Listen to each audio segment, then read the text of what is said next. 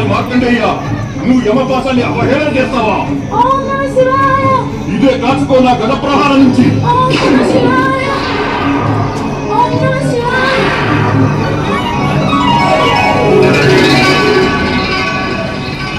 యమరాజా, ప్రభు,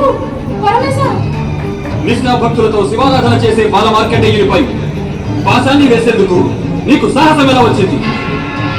ఈ బాలుడు శివలింగాన్ని హృదయానికి హత్తుకుని మా శరణు కోరాడు.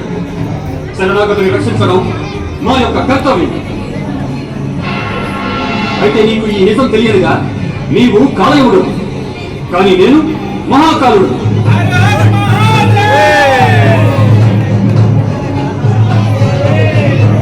మా యందు నిష్ఠా భక్తులలో చరమ స్థాయిని పొందిన ఈ బాలుడు మార్కండేయుడు శివకృప వల్ల అవధుడయ్యాడు. ఓ శివశంకర, ఓ మహేశ, ఓ పరమేశ, నేను మృత్యు యొక్క అటల నియమాన్ని శ్రద్ధతో పాలిస్తున్నాను. విధి విధానానుసారం ఈ బాలుడి ఆయుష్ సమాప్తమయ్యింది. ఒకవేళ విధాత ద్వారా నిర్ధారిత సమయానికి తన ప్రాణాలను తీయకపోతే మీరే నన్ను కర్మవిముఖుడైన గతించేవారు కదా. తప్పకుండా ఇస్తాం.